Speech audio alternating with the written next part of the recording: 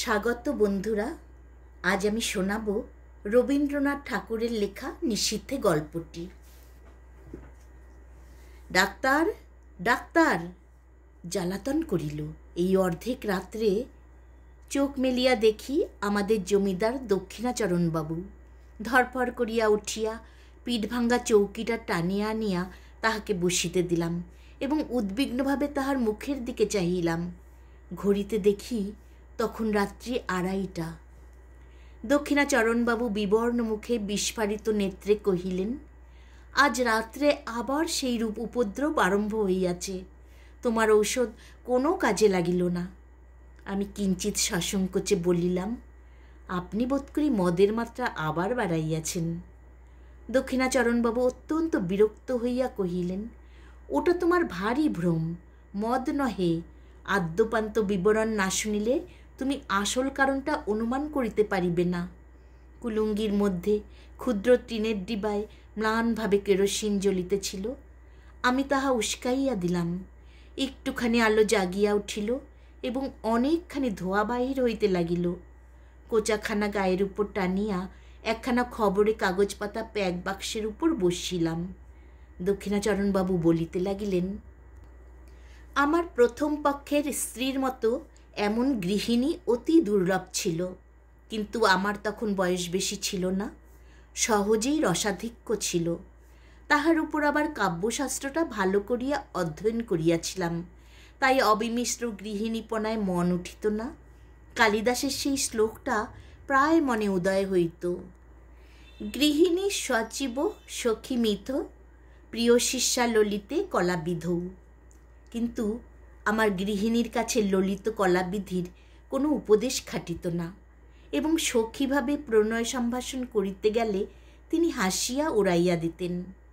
গঙ্গার স্রোতে যেমন ইন্দ্রের ঐরাবত নাকাল হইয়াছিল, তেমনি তাহার হাসির মুখে বড় বড় কাব্যের টুকরা এবং ভালো ভালো আদরের সম্ভাষণ মুহূর্তের মধ্যে অপদস্থ হইয়া ভাসিয়া যাইত।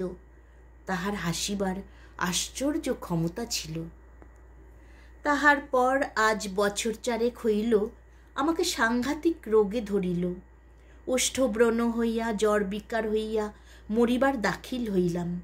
বাঁচিবার আশা ছিল না। একদিন এমন হইল যে ডাক্তার জবাব দিয়া গেল।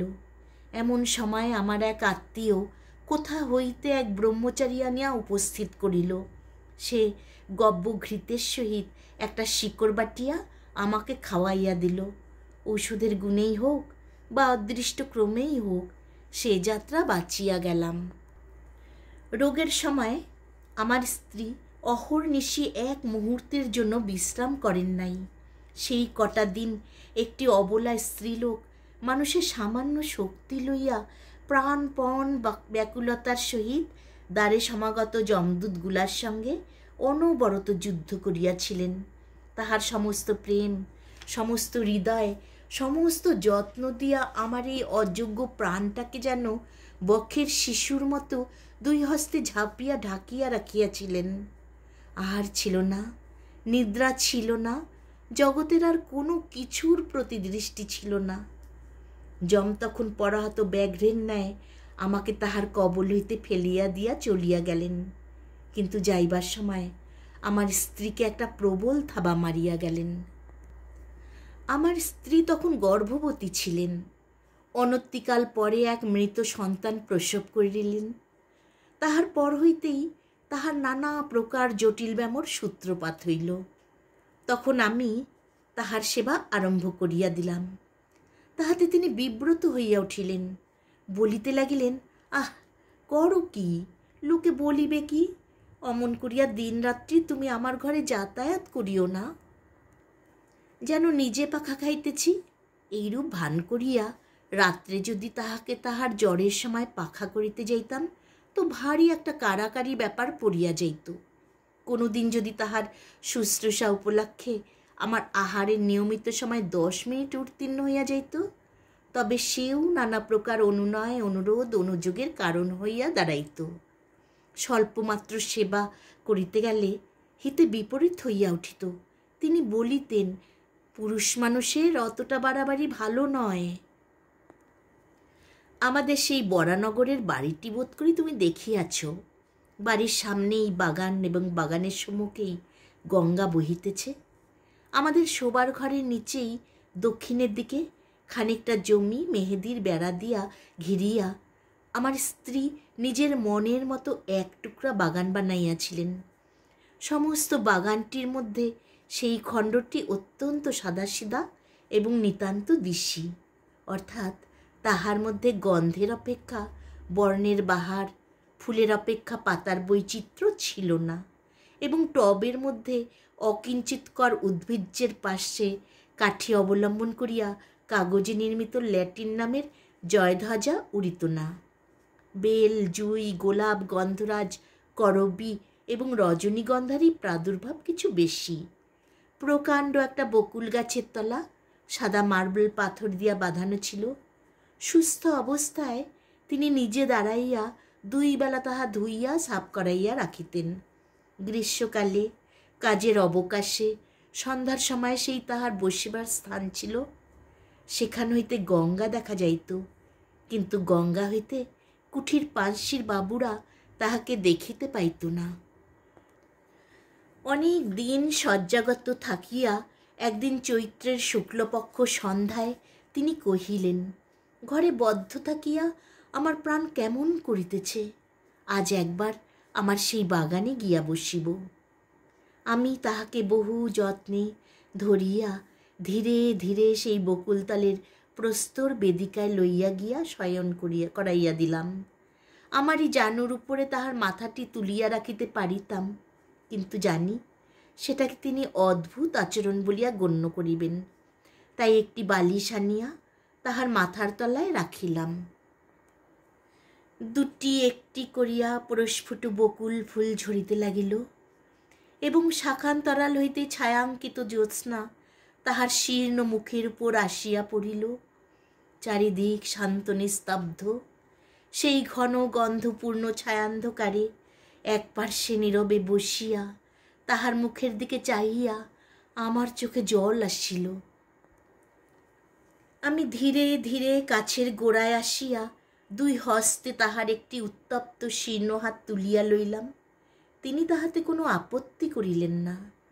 কিছুক্ষণ এইরূপ চুপ করিয়া বসিয়া থাকিয়া আমার হৃদয় কেমন উদ্বেলিত হইয়া উঠিল। আমি বলিয়া উঠিলাম, তোমার ভালোবাসা আমি কোনো কালে ভুলিব না। তখনই বুঝিলাম কথাটা বলিবার কোনো আবশ্যক ছিল না। আমার স্ত্রী হাসিয়া উঠিলেন। সে হাসিতে লজ্জা ছিল, সুখ ছিল এবং কিঞ্চিত অবিশ্বাস ছিল, এবং উহার মধ্যে অনেকটা পরিমাণে পরিহাসের তীব্রতাও ছিল।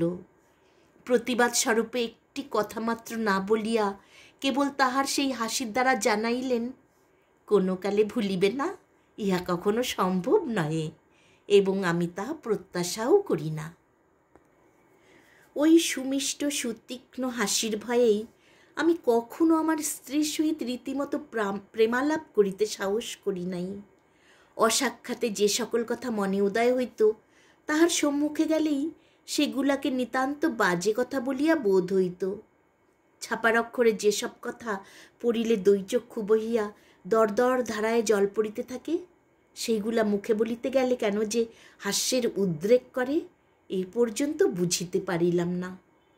বাদ প্রতিবাদ কথায় চলে, কিন্তু হাসির উপরে তর্ক চলে না। কাজেই চুপ করিয়া যাইতে হইল। জ্যোৎস্না উজ্জ্বলতর হইয়া উঠিল। একটা কোকিল ক্রমাগতই কুহু কুহু ডাকিয়া অস্থির হইয়া গেল। আমি বসিয়া বসিয়া ভাবিতে লাগিলাম, এমন জ্যোৎস্না রাত্রেও কি পিকবধূ বধির হইয়া গেছে? বহু চিকিৎসায় আমার স্ত্রী রোগ উপশমের কোনো লক্ষণ দেখা গেল না। ডাক্তার বলিল, একবার বায়ু পরিবর্তন করিয়া দেখিলে ভালো হয়। আমি স্ত্রীকে লইয়া এলাহাবাদে গেলাম। এইখানে দক্ষিণাবাবু হঠাৎ থমকিয়া চুপ করিলেন। সন্দিগ্ধভাবে আমার মুখের দিকে চাহিলেন। তাহার পর 2 হাতের মধ্যে মাথা রাখিয়া ভাবিতে লাগিলেন। আমিও চুপ করিয়া রহিলাম। কুলঙ্গিতে কেরোসিন মিটমিট করিয়া জ্বলিতে লাগিল। এবং নিস্তব্ধ ঘরে মশার ভন ভন শব্দ সুস্পষ্ট হইয়া উঠিল। হঠাৎ মৌন ভঙ্গ করিয়া দক্ষিণাবাবু বলিতে আরম্ভ করিলেন। সেখানে হারান ডাক্তার আমার স্ত্রীকে চিকিৎসা করিতে লাগিলেন। অবশেষে অনেক কাল একভাবে কাটাইয়া ডাক্তারও বলিলেন, আমিও বুঝিলাম এবং আমার স্ত্রীও বুঝিলেন যে তাহার ব্যায়াম সারিবার নহে, তাহাকে চিররুগ্ন হইয়াই কাটাইতে হইবে।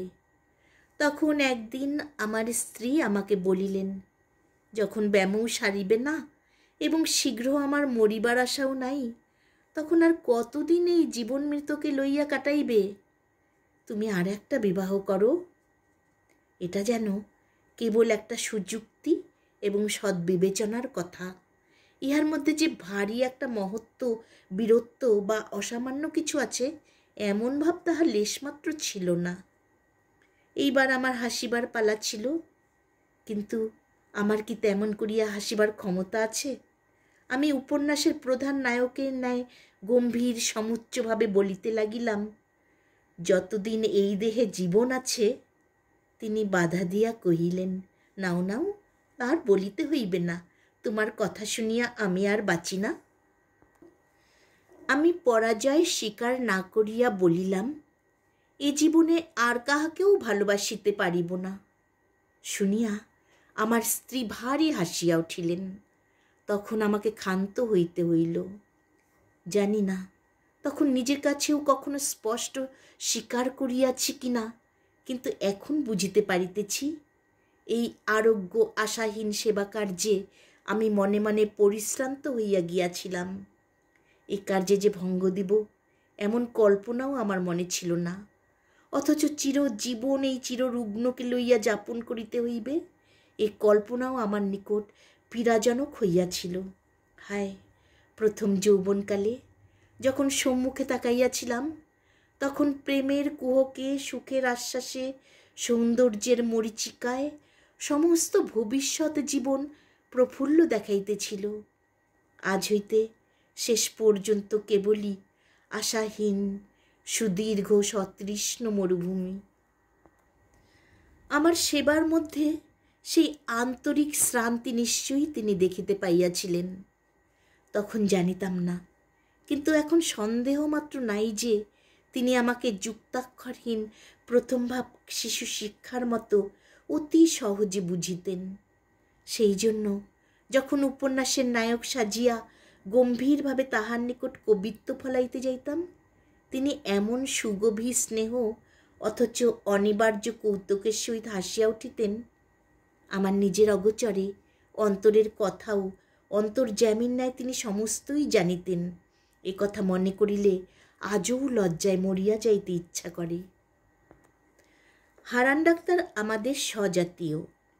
তাহার বাড়িতে আমার প্রায়ই নিমন্ত্রণ থাকিত। কিছুদিন যাতায়াতের পর ডাক্তার তাহার মেয়েটির সঙ্গে আমাকে পরিচয় করাইয়া দিলেন। মেয়েটি অবিবাহিত, তাহার বয়স 15 হবে। ডাক্তার বলেন, তিনি মনের মতো পাত্র পান নাই বলিয়া বিবাহ দেন নাই। কিন্তু বাহিরের লোকের কাছে গুজব শুনিতাম মেয়েটির কুলের দোষ ছিল, কিন্তু আর কোনো দোষ ছিল না। যেমন সুরূপ তেমনি সুশিক্ষা। সেই জন্য মাঝে মাঝে একদিন তাহার সহিত নানা কথার আলোচনা করিতে করিতে আমার বাড়ি ফিরিতে রাত হইত। আমার স্ত্রীকে ঔষধ খাওয়াইবার সময় উত্তীর্ণ হইয়া যাইত।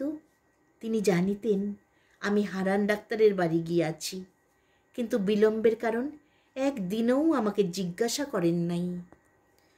মরুভূমির মধ্যে আর একবার মরীচিকা দেখিতে লাগিলাম। তৃষ্ণা যখন বুক পর্যন্ত, তখন চোখের সামনে কুল পরিপূর্ণ স্বচ্ছ জল ছলছল ঢলঢল করিতে লাগিল। তখন মনকে প্রাণপণে টানিয়া আর ফিরাইতে পারিলাম না। রোগীর ঘর আমার কাছে দ্বিগুণ নিরানন্দ হইয়া উঠিল। তখন প্রায়ই শুশ্রূষা করিবার এবং ঔষধ খাওয়াইবার নিয়মভঙ্গ হইতে লাগিল।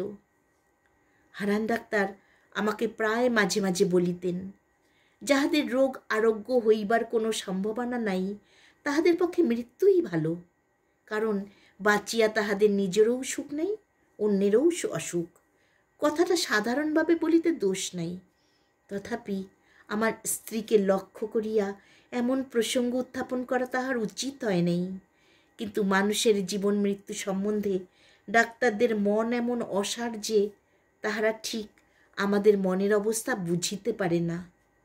হঠাৎ একদিন পাশের ঘর হইতে শুনিতে পাইলাম আমার স্ত্রী হারানবাবুকে বলিতেছেন, ডাক্তার, কতকগুলা মিথ্যা ওষুধ গিলাইয়া ডাক্তারখানার দেনা বাড়াইতেছেন কেন?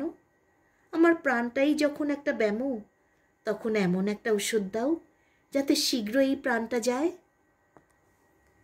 ডাক্তার বলিলেন, ছি, এমন কথা বলিবেন না।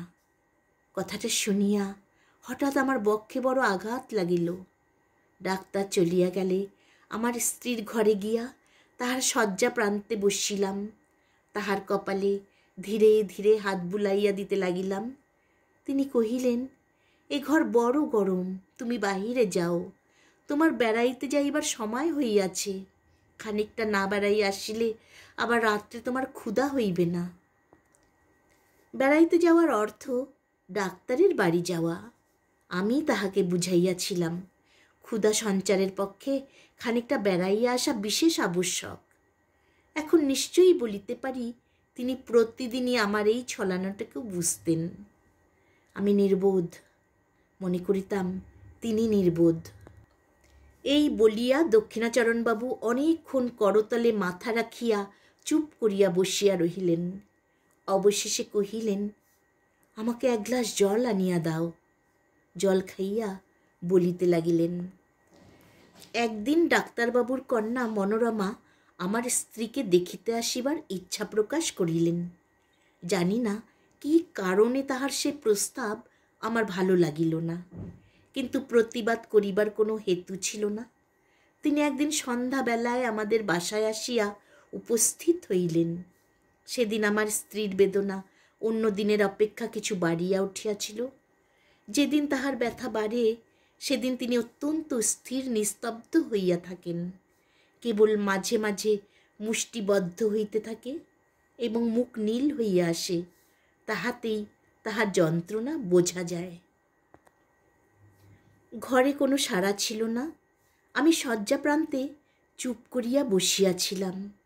সেদিন আমাকে বেড়াইতে যাইতে অনুরোধ করেন এমন সামর্থ্য তাহার ছিল না, কিংবা হয়তো বড় কষ্টের সময় আমি কাছে থাকি এমন ইচ্ছা তাহার মনে মনে ছিল।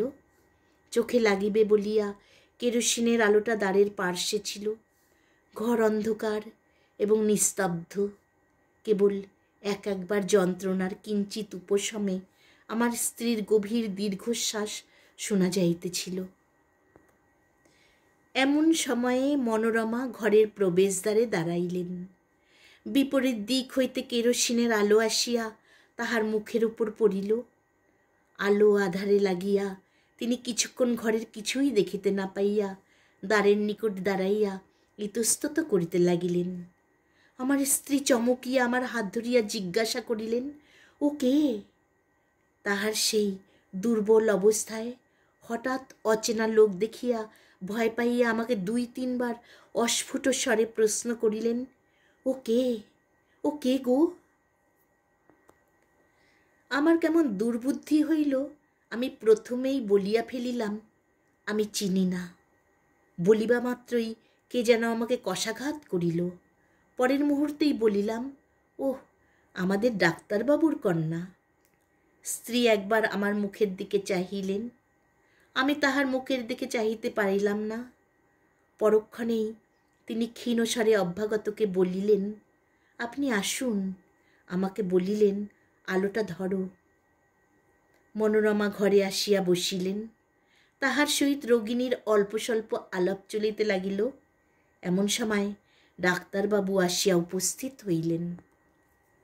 তিনি তাহার ডাক্তারখানা হইতে 2 শিশি ওষুধ সঙ্গে আনিয়াছিলেন। সেই 2টি শিশি বাহির করিয়া আমার স্ত্রীকে বলিলেন, এই নীল শিশিটা মালিশ করিবার, আর এইটি খাইবার। দেখিবেন 2টাতে মিলাইবেন না, এ ওষুধটা ভারী বিষ। আমাকেও একবার সতর্ক করিয়া দিয়া ঔষধ 2টি শয্যা পার্শ্ববর্তী টেবিলে রাখিয়া বিদায় লইবার সময় ডাক্তার তাহার কন্যাকে ডাকিলেন। মনোরমা কহিলেন, বাবা, আমি থাকি না কেন? সঙ্গে স্ত্রীলোক কেহ নাই, ইহাকে সেবা করিবে কে? আমার স্ত্রী ব্যস্ত হইয়া উঠিলেন, বলিলেন, না না, আপনি কষ্ট করিবেন না। পুরানো ঝি আছে, সে আমাকে মায়ের মতো যত্ন করে। ডাক্তার হাসিয়া বলিলেন, উনি মা লক্ষ্মী, চিরকাল পরের সেবা করিয়া আসিয়াছেন, অন্যের সেবা সহিতে পারেন না। কন্যাকে লইয়া ডাক্তার গমনের উদ্যোগ করিতেছেন, এমন সময় আমার স্ত্রী বলিলেন, ডাক্তারবাবু, ইনি এই বদ্ধ ঘরে অনেকক্ষণ বসিয়া আছেন, ইহাকে একবার বাহিরে বেড়াইয়া লইয়া আসিতে পারেন? ডাক্তারবাবু আমাকে কহিলেন, আসুন না, আপনাকে নদীর ধার হইয়া একবার বেড়াইয়া আনি। আমি ঈষৎ আপত্তি দেখাইয়া অনতি বিলম্বে সম্মত হইলাম। ডাক্তারবাবু যাইবার সময় 2 শিশি ঔষধ সম্বন্ধে আবার আমার স্ত্রীকে সতর্ক করিয়া দিলেন। সেদিন ডাক্তারের বাড়িতেই আহার করিলাম। ফিরিয়া আসিতে রাত হইল। আসিয়া দেখি আমার স্ত্রী ছটফট করিতেছেন। অনুতাপে বিদ্ধ হইয়া জিজ্ঞাসা করিলাম, তোমার কি ব্যথা বাড়িয়াছে? তিনি উত্তর করিতে পারিলেন না, নীরবে আমার মুখের দিকে চাহিলেন। তখন তাহার কণ্ঠরোধ হইয়াছে। আমি তৎক্ষণাৎ সেই রাত্রেই ডাক্তারকে ডাকাইয়া আনিলাম। ডাক্তার প্রথমটা আসিয়া অনেকক্ষণ কিছুই বুঝিতে পারিলেন না। অবশেষে জিজ্ঞাসা করিলেন, সেই ব্যথাটা কি বাড়িয়া উঠিয়াছে? ঔষধটা একবার মালিশ করিলে হয় না? বলিয়া শিশিটা টেবিল হইতে লইয়া দেখিলেন সেটা খালি। আমার স্ত্রীকে জিজ্ঞাসা করিলেন, আপনি কি ভুল করিয়া এই ওষুধটা খাইয়াছেন? আমার স্ত্রী ঘাড় নাড়িয়া নীরবে জানাইলেন, হাঁ। ডাক্তার তৎক্ষণাৎ গাড়ি করিয়া তাহার বাড়ি হইতে পাম্প আনিতে ছুটিলেন। আমি অর্ধমূর্ছিতের ন্যায় আমার স্ত্রীর বিছানার উপর গিয়া পড়িলাম। তখন মাতা তাহার পীড়িত শিশুকে যেমন করিয়া সান্ত্বনা করে, তেমনি করিয়া তিনি আমার মাথা তাহার বক্ষের কাছে টানিয়া লইয়া 2 হস্তের স্পর্শে আমাকে তাহার মনের কথা বুঝাইতে চেষ্টা করিলেন। কেবল তাহার সেই করুণ স্পর্শের দ্বারাই আমার বারংবার করিয়া বলিতে লাগিলেন, শোক করিও না, ভালোই হইয়াছে, তুমি সুখী হইবে। এবং সেই মনে করিয়া আমি সুখে মরিলাম। ডাক্তার যখন ফিরিলেন, তখন জীবনের সঙ্গে সঙ্গে আমার স্ত্রীর সকল যন্ত্রণার অবসান হইয়াছে। দক্ষিণাচরণ আর একবার জল খাইয়া বলিলেন, উফ, বড় গরম। বলিয়া দ্রুত বাহির হইয়া 12 কয়েক বারান্দায় পায়চারি করিয়া আসিয়া বসিলেন। বেশ বোঝা গেল তিনি বলিতে চাহেন না, কিন্তু আমি যেন জাদু করিয়া তাহার নিকট হইতে কথা কাড়িয়া লইতেছি। আবার আরম্ভ করিলেন, মনোরমাকে বিবাহ করিয়া দেশে ফিরিলাম। মনোরমা তাহার পিতার সম্মতিক্রমে আমাকে বিবাহ করিল। কিন্তু আমি যখন তাহাকে আদরের কথা বলিতাম, প্রেমালাপ করিয়া তাহার হৃদয়ে অধিকার করিবার চেষ্টা করিতাম, সে হাসিত না, গম্ভীর হইয়া থাকিত। তাহার মনের কোথায় কোনখানে কি খটকা লাগিয়া গিয়াছিল আমি কেমন করিয়া বুঝিব? এই সময় আমার মদ খাইবার নেশা অত্যন্ত বাড়িয়া উঠিল। একদিন প্রথম শরতের সন্ধ্যায় মনোরমাকে লইয়া আমাদের বরানগরের বাগানে বেড়াইতেছি। ছমছমে অন্ধকার হইয়া আসিয়াছে, পাখিদের বাসায় ডানা ঝাড়িবার শব্দটুকুও নাই। কেবল বেড়াইবার পথের 2 ধারে ঘন ছায়াবৃত ঝাউগাছ বাতাসে সশব্দে কাঁপিতেছিল। শ্রান্তি বোধ করিতেই মনোরমা সেই বকুল তলার শুভ্র পাথরের বেদির উপর আসিয়া নিজের 2 বাহুর উপর মাথা রাখিয়া শয়ন করিল। আমিও কাছে আসিয়া বসিলাম। সেখানে অন্ধকার আরও ঘনীভূত। যতটুকু আকাশ দেখা যাইতেছে একেবারে তারায় আচ্ছন্ন। তরুতলের ঝিল্লিধ্বনি যেন অনন্ত গগন বক্ষচ্যুত নিঃশব্দতার নিম্ন প্রান্তে একটি শব্দের স্বরূপার বুনিয়া দিতেছে। সেদিনও বৈকালে আমি কিছু মদ খাইয়াছিলাম। মনটা বেশ একটু তরলাবস্থায় ছিল। অন্ধকার যখন চোখে সইয়া আসিল, তখন বনচ্ছায়াতলে পাণ্ডুর বর্ণে অঙ্কিত সেই শিথিল অঞ্চল শ্রান্তকায় রমণীর আবছায়া মূর্তিটি আমার মনে এক অনিবার্য আবেগের সঞ্চার করিল। মনে হইল ও যেন একটি ছায়া, ওকে যেন কিছুতেই দুই বাহু দিয়া ধরিতে পারিব না। এমন সময় অন্ধকার ঝাউগাছের শিকড়দেশ যেন আগুন ধরিয়া উঠিল। তাহার পরে কৃষ্ণপক্ষের জীর্ণ প্রান্ত হলুদবর্ণ চাঁদ ধীরে ধীরে গাছের মাথার উপরকার আকাশে আরোহণ করিল। সাদা পাথরের উপর সাদা শাড়ি পরা সেই শ্রান্ত শয়ান রমণীর মুখের উপর জ্যোৎস্না আসিয়া পড়িল। আমি আর থাকিতে পারিলাম না। কাছে আসিয়া দুই হাতে তাহার হাতটি তুলিয়া ধরিয়া কহিলাম, মনোরমা, তুমি আমাকে বিশ্বাস করো না, কিন্তু তোমাকে আমি ভালোবাসি। তোমাকে আমি কোনো কালে ভুলিতে পারিব না। কথাটা বলিবা মাত্র চমকিয়া উঠিলাম।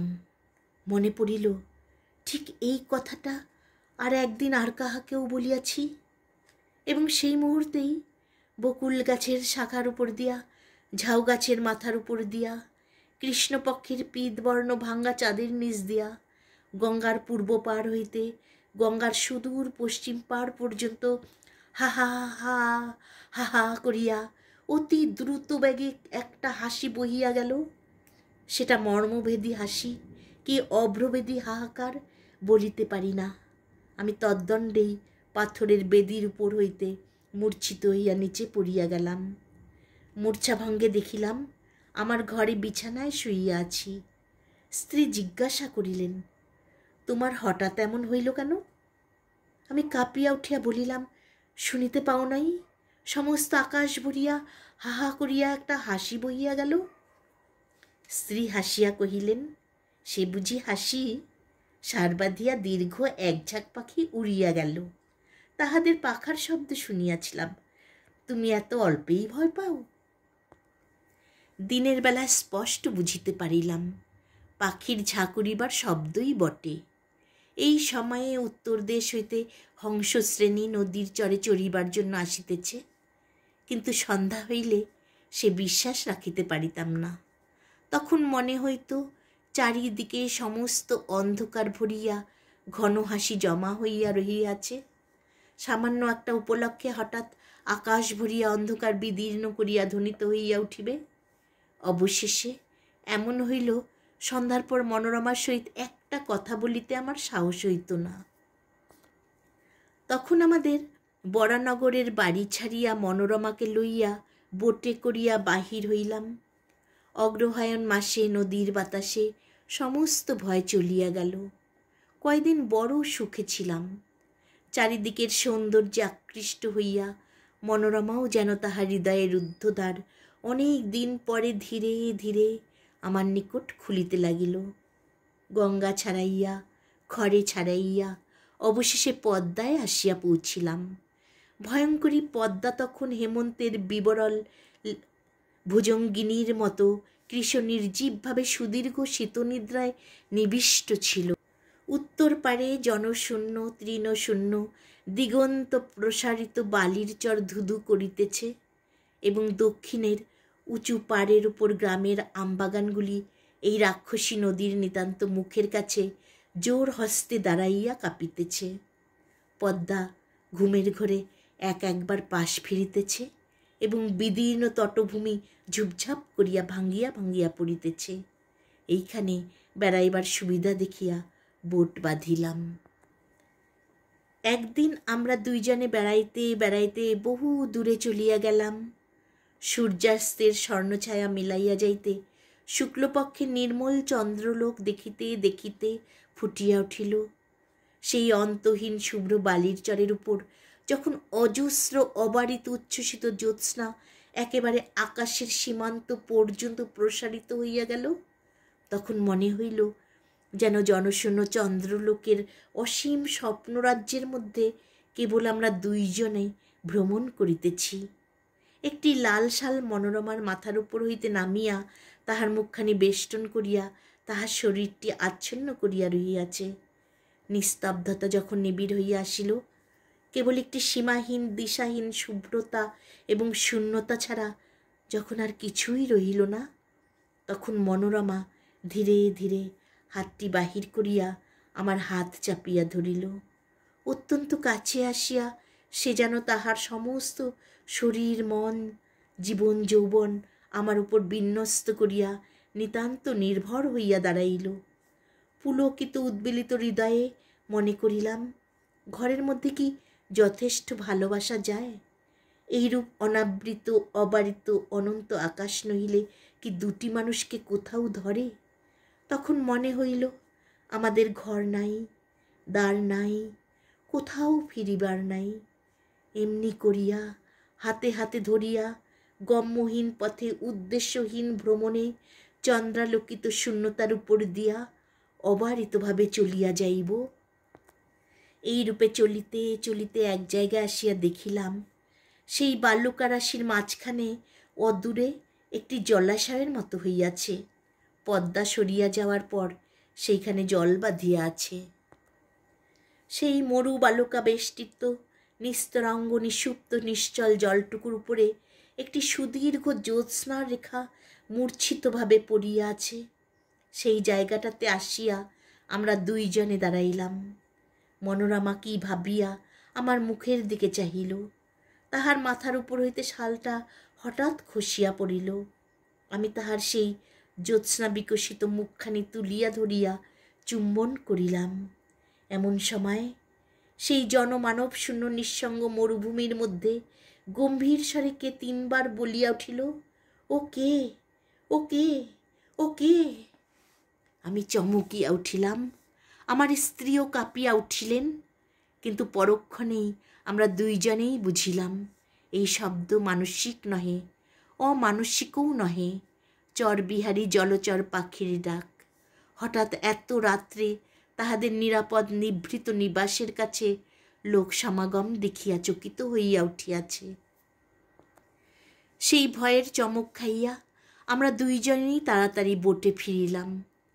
রাত্রে বিছানায় আসিয়া শুইলাম। শ্রান্ত শরীরে মনোরমা অবিলম্বে ঘুমাইয়া পড়িল।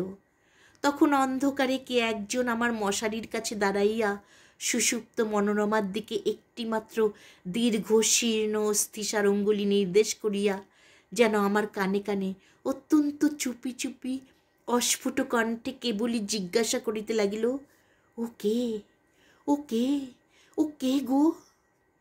তাড়াতাড়ি উঠিয়া দেশলাই জ্বালাইয়া বাতি ধরাইলাম। সেই মুহূর্তেই ছায়ামূর্তি মিলাইয়া গিয়া আমার মশারি কাঁপাইয়া বোট দুলাইয়া আমার সমস্ত ঘর্মাক্ত শরীরের রক্ত হিম করিয়া দিয়া হাহা হাহা হাহা করিয়া একটি হাসি অন্ধকার রাত্রির ভিতর দিয়া বহিয়া চলিয়া গেল। পদ্মা পার হইল, পদ্মার চর পার হইল। তাহার পরবর্তী সমস্ত সুপ্ত দেশ গ্রাম নগর পার হইয়া গেল। যেন তাহা চিরকাল ধরিয়া দেশ দেশান্তর লোক লোকান্তর পার হইয়া ক্রমশ ক্ষীণ ক্ষীণতর ক্ষীণতম হইয়া অসীম সুদূরে চলিয়া যাইতেছে। ক্রমে যেন তাহা জন্ম মৃত্যুর দেশ ছাড়াইয়া গেল। ক্রমে তাহা যেন সূচির অগ্রভাবের ন্যায় ক্ষীণতম হইয়া আসিল। এত ক্ষীণ শব্দ কখনো শুনি নাই, কল্পনা করি নাই। আমার মাথার মধ্যে যেন অনন্ত আকাশ রহিয়াছে এবং সেই শব্দ যতই দূরে যাইতেছে কিছুতেই আমার মস্তিষ্কের সীমা ছাড়াইতে পারিতেছে না। অবশেষে যখন একান্ত অসহ্য হইয়া আসিল তখন ভাবিলাম, আলো নিবাইয়া না দিলে ঘুমাইতে পারিব না। যেমন আলো নিবাইয়া শুইলাম অমনি আমার মশারির পাশে আমার কানের কাছে অন্ধকারে আবার সেই অবরুদ্ধ স্বর বলিয়া উঠিল, ও কে, ও কে, ও কে গো?